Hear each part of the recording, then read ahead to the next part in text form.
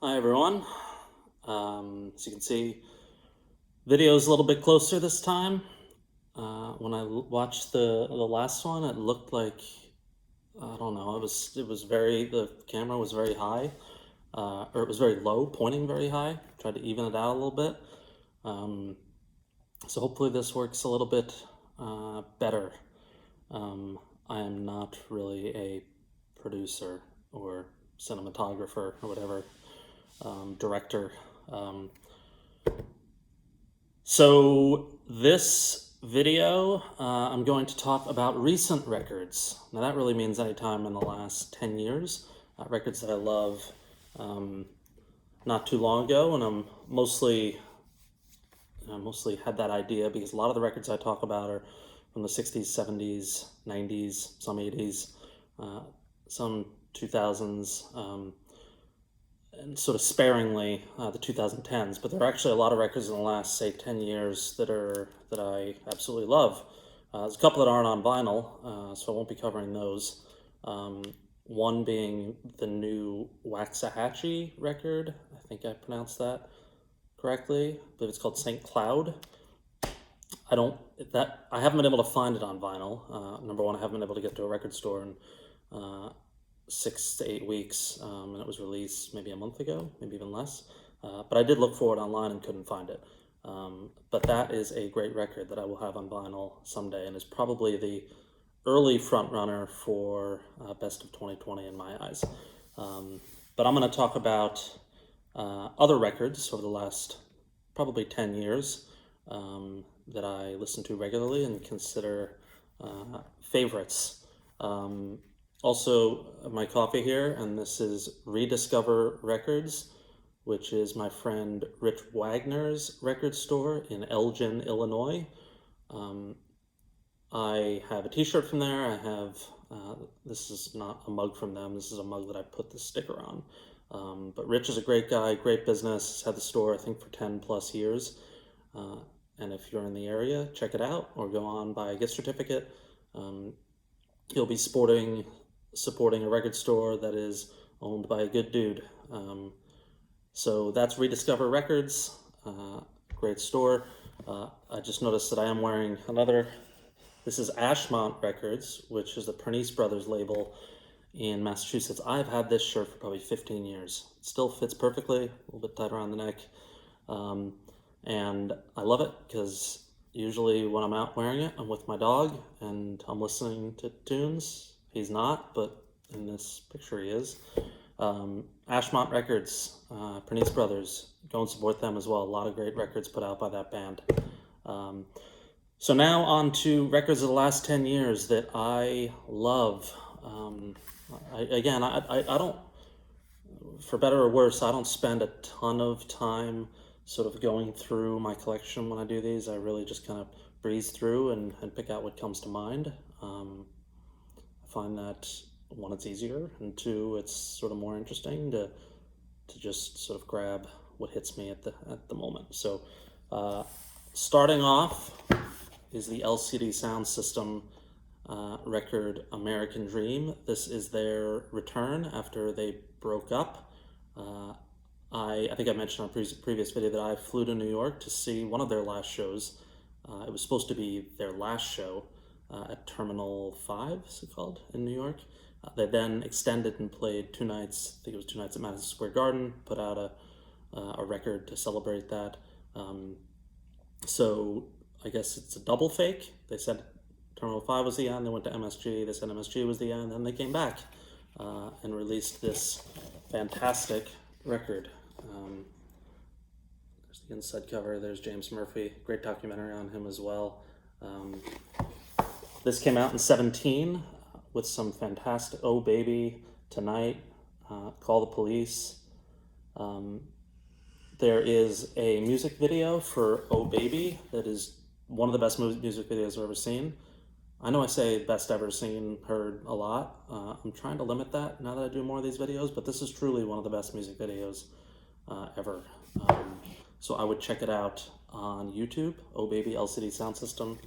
Truly great record, and I hope they have more in store. Next is a bit of a personal plug, but it's also just a record that I really, really love. This is Brent Best's Your Dog Champ. As I've mentioned, that is my dog on the cover. Brent and I've known Brent since probably mid 2000s, maybe early 2000s, maybe even late 90s, when Slobberbone were playing all over Austin, Texas. I used to go to South by Southwest just about every year. Went 99, 2000, 01, 02, 04, 05. There's a couple breaks in there, but and I would often hang out with Brent and the band and friends of mine till the wee hours of the morning. Became Facebook friends with Brent, and this is about 5 years ago, he reached out to me and said that he had seen a photo that I had taken. He described it, he said, I think it's your dog going after a ball in a parking lot. And this is it. It was in Elko, Nevada. Is that it? Elko, Nevada, I think. On our way to Yellowstone, right after I adopted my dog in 2010. And that's him. His name is Bennett. We just went outside and played ball for a while, so he is knocked out. But this is a great record. Brent Best's one solo record following Slobberbone. Slobberbone are still together, still play shows. But this was a fantastic record. Best songs being Robert Cole, that is a song for the ages. Aunt Ramona, Daddy Was a Liar, You Shouldn't Worry. A wonderful record on a wonderful label, Last Chance Records. Highly recommend that you check it out. Some coffee brought to you by Rediscover. Next, always talk about this guy, but this record didn't really get as much press as I thought it would. It's actually two records. Jeff Tweedy's first and second solo records, Warm and Warmer. He released them as individual LPs and then as a double LP. I, of course, bought both.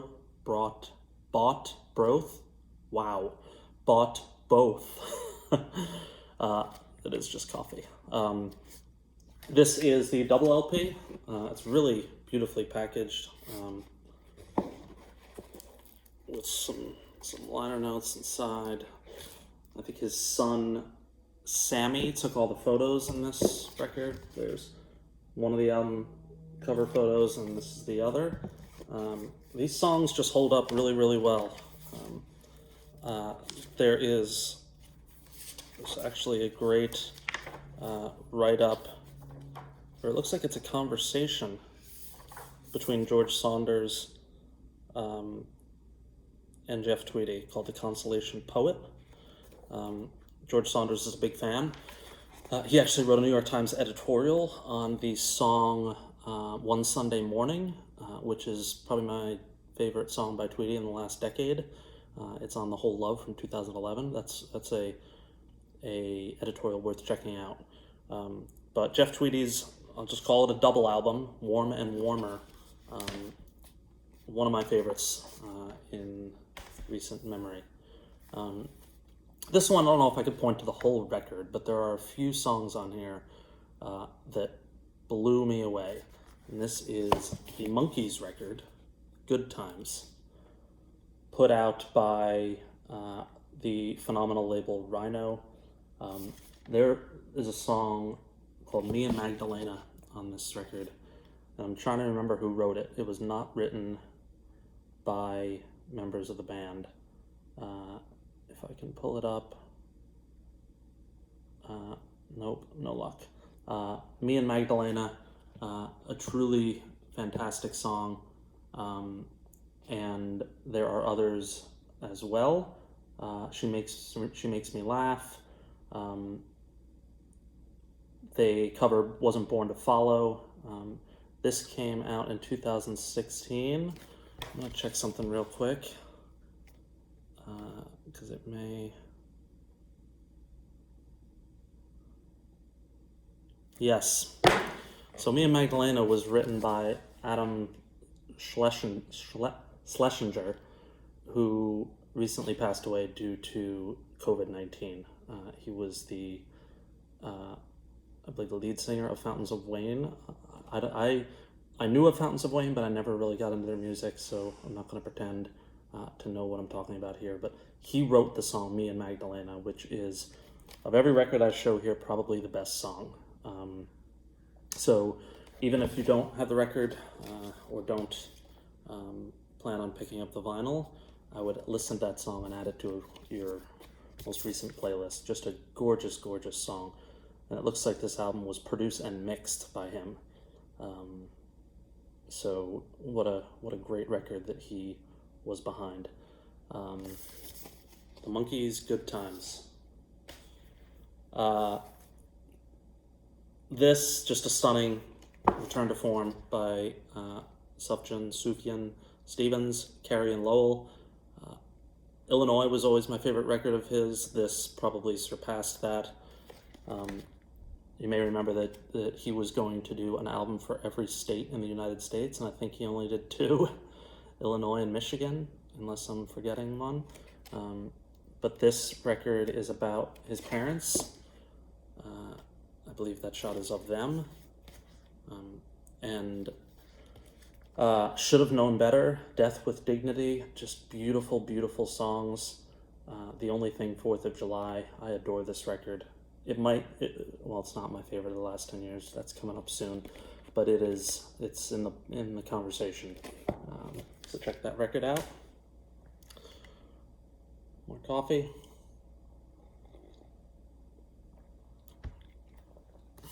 Of no surprise, also probably got the least amount of press that this band has received in their 25-6-year career, but I think it's a truly great record. The most recent Wilco record, Ode to Joy. It starts very slow. The first 4 tracks, up until Everyone Hides, are very lo-fi, but I think they're great. Bright Leaves is beautiful, Before Us, and then it gets into some of the more upbeat songs, Everyone Hides, Love Is Everywhere, White Wooden Cross.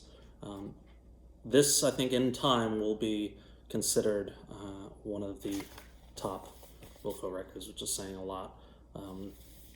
Cool cover too. Don't know what it is. Somebody said it looks like a toilet seat cover.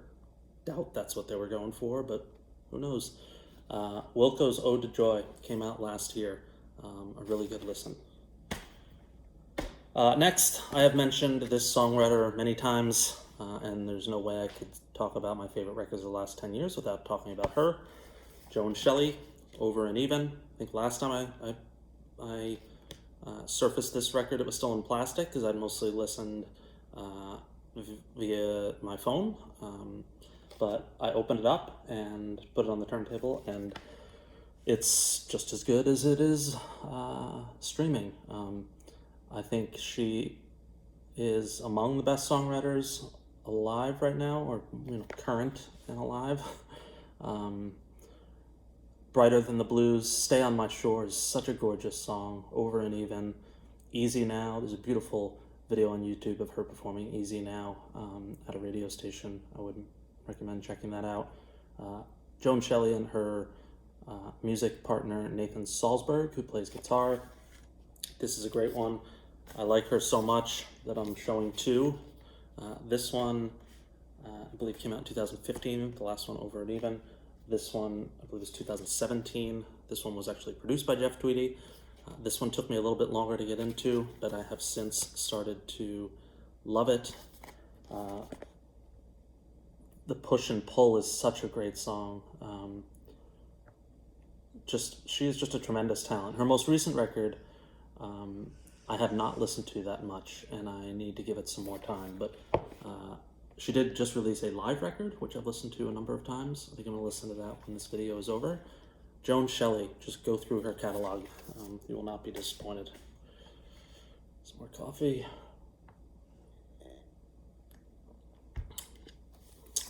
Bruce.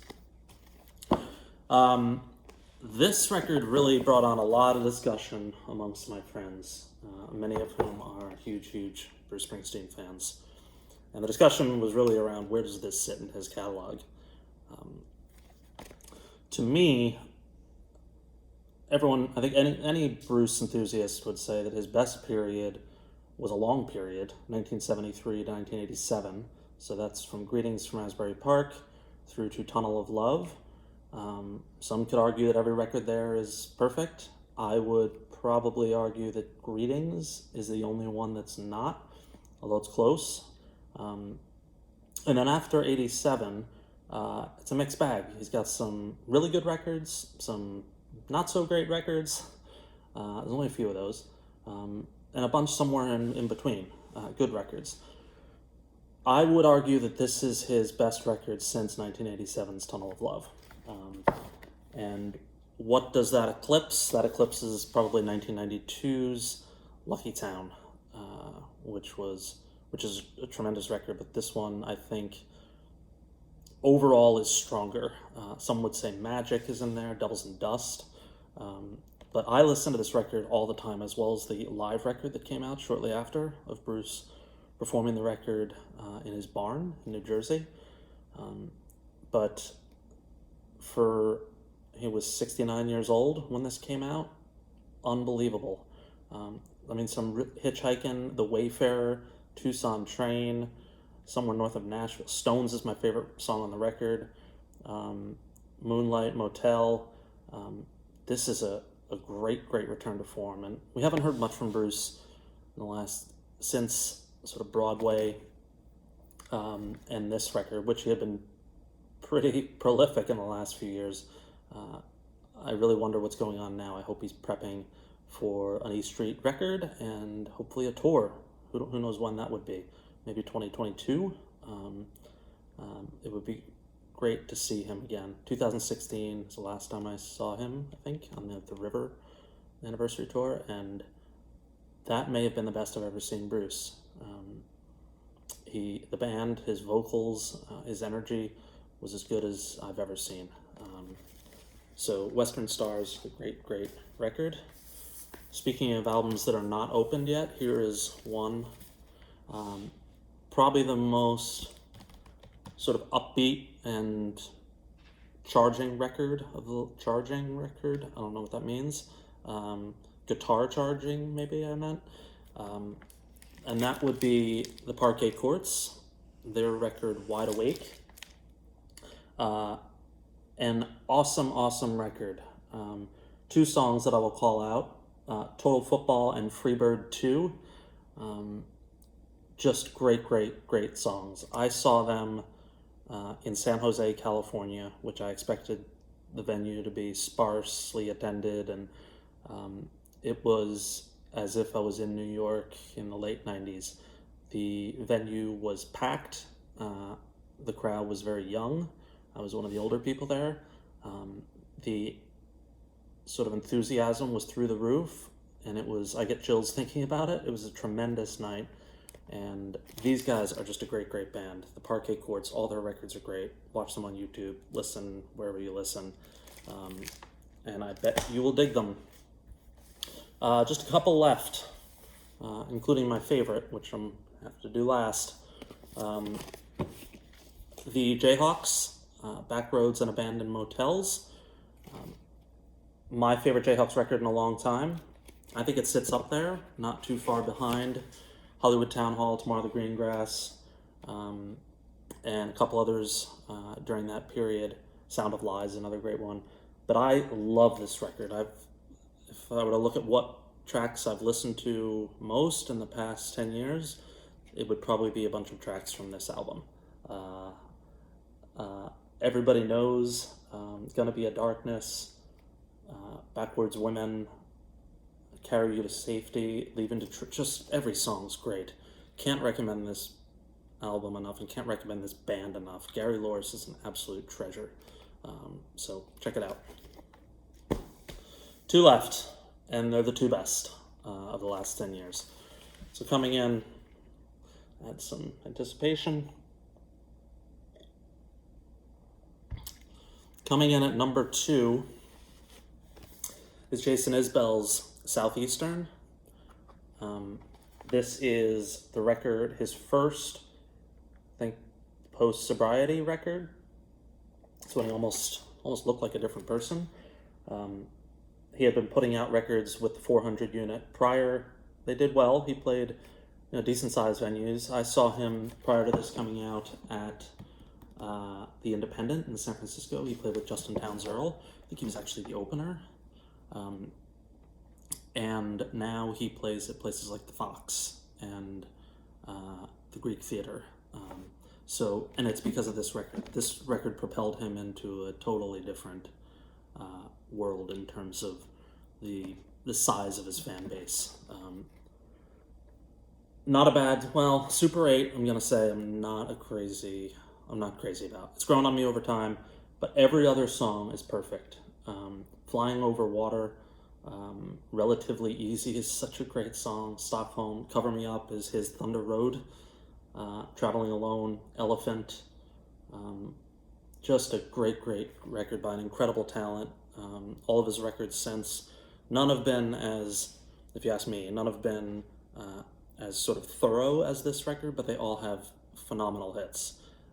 And he just did, he and his band did sort of a Zoom performance of the song 24 Frames, where they all checked in from where they were and played simultaneously, and it was really beautiful. So check that out on YouTube, 24 Frames, Jason Isbell. I'm not going to say the Bob Dylan of our times, but pretty close.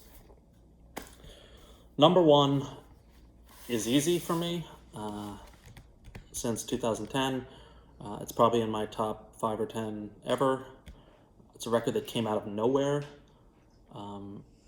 by a band that didn't even exist, by an artist who had been in sort of hiding.